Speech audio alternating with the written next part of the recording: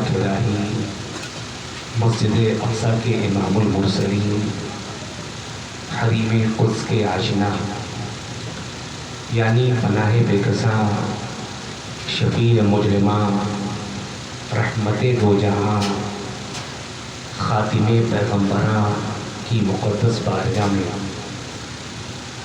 دیوانگی اور مستانگی کی ساری اداؤں کو سمیٹ کر خلوص و محبت کی چادر میں لپیٹ کر ہدیہ درود و سلام پیش کر لیجیے۔ اللہم صلی علی سیدنا شفیعنا نبینا و مولانا محمد مبارک وسلم۔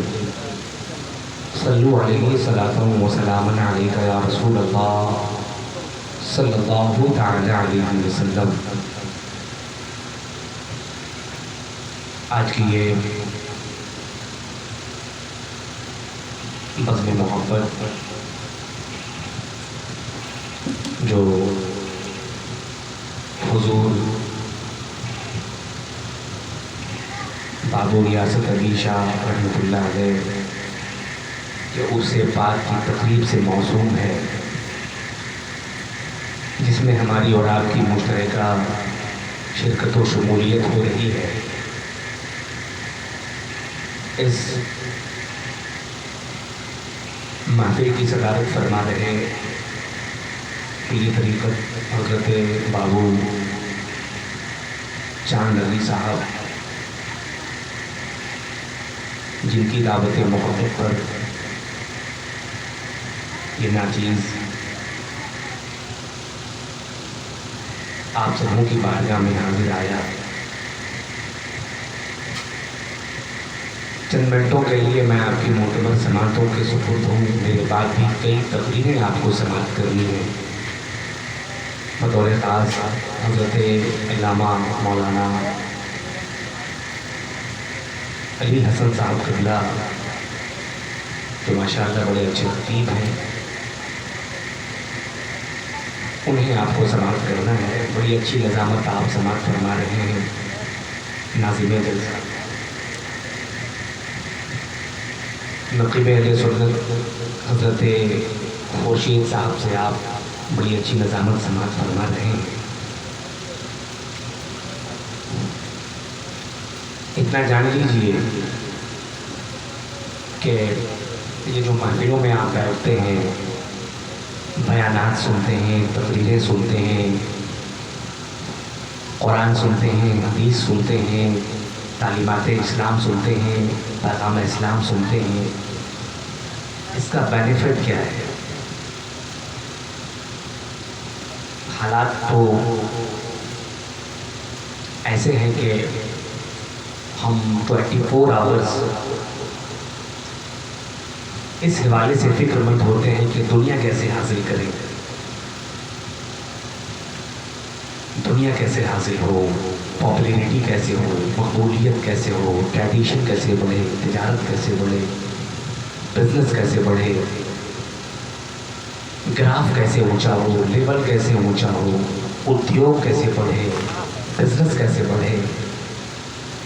لیکن ہم اس حوالے سے قطعاً فکر مند نہیں ہوتے کہ ہماری دنیا کیسے سنورے، آخرت کیسے سنورے، آخرت کی زلفیں کیسے پرہم ہوں، اللہ تبارک و تعالیٰ کا تقرب ہمیں کیسے حاصل ہو، اللہ کی دوستی کیسے نصیب ہو، اللہ کی رضا کیسے حاصل ہو، ہمارے دلوں میں اللہ اور اس کے رسول کی محبت کیسے راسخ ہو، اس حوالے سے قطعاً فکر مند نہیں ہوتے۔ جبکہ ایک اہل ایمان کا تشخص، ایک اہل ایمان کی آئیڈینٹیفیکیشن، ایمان والے کا تعارف، ایمان والے کا پریچے ہی یہی ہے کہ وہ آخرت کے حوالے سے فکر مند ہوتے ہیں۔ قرآن نے کہا نا وَبِالْآخِرَةِ هُمْ يُوقِنُونَ، ایمان والوں کی پہچان یہ ہے، ایمان والوں کا تشخص یہ ہے، ایمان والوں کی صفات یہ ہے، ایمان والوں کی پہچان یہ ہے کہ وہ آخرت پر پختہ یقین رکھتے ہیں۔ تو یہ آپ لوگ مجلس میں بیٹھتے ہیں بے دلی کے ساتھ، اتنا جان لیجئے حضرت بایزید بستامی فرماتے ہیں کہ اگر کوئی 200 بری مجلسوں میں شرکت کرے، 200 बुरी मजलिसों में शिरकत करे और 200 बुरी मजलिसों में शिरकत करने के बाद अगर वो एक ज़िक्र खैर की मजलिस में शिरकत कर ले तो वो एक ज़िक्र खैर की मजलिस 200 बुरी मजलिसों का कफ़ारा बन जाती है ना। अच्छा, इसका बेनिफिट क्या है, इसका लाभ क्या है? आज हम बहुत सारी चीज़ों को अक्ली एतबार से समझने की कोशिश करते हैं, इसका लाभ क्या है। तो मोहतरम जान लीजिए, ये मजलिसों में बैठना बड़ा बेनिफिशियल है, बड़ा बेनिफिशियल है, बड़ा लाभदायक है, बड़ा नफा बख्श है। और मैं ये बात अपनी जानिब से नहीं कह रहा। आप जो ज़िक्र खैर की मजलिस में बैठते हैं, दीन सुनते हैं, कुरान सुनते हैं, हदीस सुनते हैं, अपनी इस्लाह करते हैं, अपने अमाल में करेक्शन करते हैं, सुधार करते हैं, इसका बेनिफिट सुनिए। कुरान कहता है फज़्कुरूनी अज़्कुरकुम। सबसे बड़ा बेनिफिट, पहला बेनिफिट तो ये है कि जब आप अल्लाह को याद करते हैं, अल्लाह का जिक्र करते हैं, तो अल्लाह आपका भी जिक्र करता है। आप बंदा होकर अल्लाह का जिक्र करते हैं, वो यूनिवर्स का मालिक होकर, सारी कायनात का मालिक और पालनहार होकर, सारे यूनिवर्स का क्रिएटर होकर वो आपका जिक्र करता है जब आप अल्लाह का जिक्र करते हैं। पहला बेनिफिट। दूसरा बड़ा बेनिफिट, कुरान कहता है अला बिज़िक्रिल्लाहि तत्मइन्नुल कुलूब। एक इंसान सारी आसाइशें, सारी दौलतें और सारी अज़मतें हासिल करने के बाद भी बेसुकूनी का शिकार है, बेसब्री का शिकार है, उसे सुकून नहीं, तमानियत नहीं, टेंशन है, उसे डिप्रेशन है, उसे एजिटेशन है और परेशानियां वाली ज़िंदगी है और परेशानियों में वो मुब्तला है, वो मुतमईन नहीं है।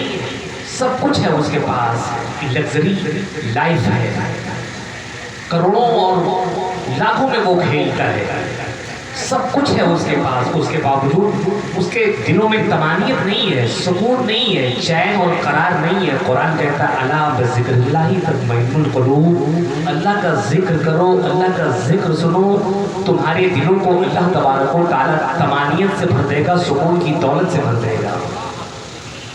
दूसरा बड़ा बेनिफिट। और तीसरा बड़ा बेनिफिट सुनिए, लिकुल्लि शैइन सिक़ालतुन व सिक़ालतुल क़ुलूब ज़िक्रुल्लाह। हम आज हमारा हाल क्या है कि हम मस्जिदों में बैठते हैं, उलमा खिताब करते हैं, इमाम साहब खिताब कर रहे हैं, गुफ्तगू कर रहे हैं, माहौल में बैठ के तो गुरूर की तारीफ हो जाती है। चांद भाई आप क्या करते हैं?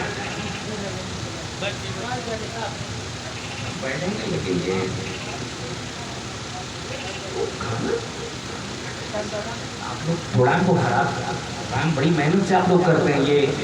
ये टेंट सर्विस, ये लाइट सर्विस, ये साउंड सर्विस, पूछिए कमर भाई बैठे हुए हैं कितनी मेहनत लगती है साउंड को फिक्स करने में। तो बड़ी मेहनतों के बाद किसी प्रोग्राम का इनेकाद होता है जनाब आली। वही तो मैं बारहा कहता हूँ कि हमने निज़ामे कुदरत से खिलवाड़ कर लिया है ना। हमारे अंदर कोई सिस्टम नहीं है, कोई ज़ाब्ता नहीं, कोई रूल नहीं, कोई रेगुलेशन नहीं और कोई नियम नहीं। हमने दस्तूर से खिलवाड़ कर लिया है। मैं सिर्फ इस प्रोग्राम की बात नहीं कर रहा हूँ, मैं अपनी पूरी सोसाइटी की बात कर रहा हूँ कि रात 10 बजे प्रोग्राम शुरू होते हैं, जब सोने का वक्त होता है, रात अल्लाह तबारक व तआला ने सोने के लिए बनाया जनाब आली, आराम करने के लिए, और हम आराम के वक्तों में प्रोग्राम करते हैं। अच्छा, उस पर तोड़ना ये कि अव्वले वक्त में प्रोग्राम नहीं करते। 11:30 बजने को है, लोग इधर उधर टहल रहे हैं, खा रहे हैं, पी रहे हैं और एंजॉय कर रहे हैं, एंटरटेनमेंट कर रहे हैं। मैं बारहा कहता हूँ कि जब तक आप सुकून से, तवज्जो से और कंसंट्रेशन के साथ अल्लाह और उसके रसूल के जिक्र को नहीं सुनिएगा, कोई फ़ायदा नहीं होगा जनाब आली। इमाम गज़ाली फरमाते हैं कि गौर से, तवज्जो से, ध्यान को केंद्रित करके, कंसंट्रेट होके, पूरा फोकस, पूरी तवज्जो के साथ अल्लाह और उसके रसूल के जिक्र को सुनो। जब तुम गौर से सुनोगे तो बातें दिल में उतरेंगी, और जब बातें दिल में उतरेंगी तो वो अमल के लिए तुम्हें आमादा करेंगे, रेडी करेंगे अमल के लिए कि चलो आओ अमल करो। जब बातें दिल में उतरेंगी तब ना आप अमल करोगे। اور جب باتیں غور سے سنو گے نہیں تو دل میں اتریں گی کیسے، ہے نا؟ تو بڑی محنتوں اور مشقتوں اور بڑے خرچ کے بعد یہ قرآن کا انعقاد ہوتا ہے، اور اس کے باوجود اگر ہم گھومنے میں، پھرنے میں، کھانے میں، پینے میں، کھلانے میں، پلانے میں، انٹرٹینمنٹ میں اگر اس کا نظر کر دیں، اس کو نظر کر دیں تو کوئی فائدہ نہیں ہوتا۔ تو میں عرض کر رہا تھا یہ جو آپ بیٹھ کے سنتے ہیں غور سے، پہلا بینیفٹ کہ جب آپ اللہ اور اس کے رسول کا ذکر کرتے ہیں، سنتے ہیں، تو اللہ بھی آپ کا ذکر فرماتا ہے۔ دوسرا بڑا بینیفٹ، الا بذکر اللہ تطمئن القلوب، اللہ آپ کو سکون والی زندگی عطا فرما دیتا ہے۔ ایک ایسی زندگی جو ٹینشن فری ہے، ایک ایسی زندگی جو اٹینشن فری ہے، ایک ایسی زندگی جو ہیجیٹیشن فری ہے، ایک ایسی زندگی جس میں کوئی بے صبری اور بے اطمینانی اور بے قلبی نہیں ہے، سکون والی زندگی۔ اور تیسرا بڑا بینیفٹ، تیسرا بڑا لابھ معلوم ہے کیا ہے؟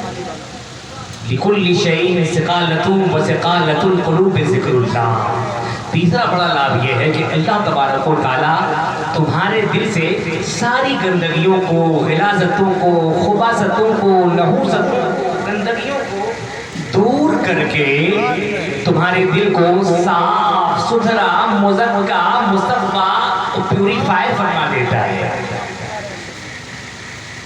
نا؟ ہاں، یہ دل کا صاف ہونا بڑا ضروری ہے، جان لیجیے۔ اور دل صاف ہوتا ہے اللہ کا ذکر کرنے اور سننے سے۔ اللہ اور اس کے رسول کا ذکر کیا جائے، سنا جائے، بار بار سنا جائے، بار بار سنا جائے، ریپیٹڈلی سنا جائے۔ اچھا، کچھ لوگ کہتے ہیں کہ بیانات سننے سے کیا ہوتا ہے، تقریر سننے سے کیا ہوتا ہے، عمل تو کرنا نہیں، عمل تو کرتے نہیں، تو تقریر سنتے کیوں، تقریر کرتے کیوں؟ تو سنیں، قرآن سنیں۔ وَذَكِّرْ فَإِنَّ الذِّكْرَىٰ تَنفَعُ الْمُؤْمِنِينَ، اللہ قرآن میں فرماتا ہے، جس کا ٹرانسلیشن ہے وَذَكِّرْ فَإِنَّ الذِّكْرَىٰ تَنفَعُ الْمُؤْمِنِينَ، محبوب لوگوں کو واعظ کیجئے، نصیحت کیجئے، لوگوں کو ہدایت کیجئے، لوگوں کو انسٹرکشن دیجئے، لوگوں کو دشا اور نردیش دیجئے، لوگوں کو سمجھائیے، بتائیے، سکھائیے، سنائیے۔ اور یہ سکھانا، سنانا، بتانا، سمجھانا، یہ بات، یہ تقریر ان کو فائدہ دینے والی ہے، ان کے لیے بینیفیشیل ہے، ان کے لیے لابھ دائق ہے نا؟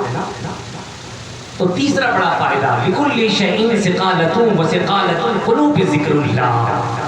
جب آپ اللہ اور اس کے رسول کے ذکر کو کرتے ہیں، سنتے ہیں، تو اللہ تبارک و تعالیٰ اس کے نتیجے میں آپ کے دل کو ساری گندگیوں اور غلاظتوں کو دور کر کے دل کو صاف کر دیتا ہے، ستھرا کر دیتا ہے، مزکا کر دیتا ہے، مصفا فرما دیتا ہے نا؟ یہ بینیفٹ ہے۔ آج کی یہ بزم محبت جو عرس کی تقریب سے موسوم ہے، اور صاحب عرس، صاحبان نظر اور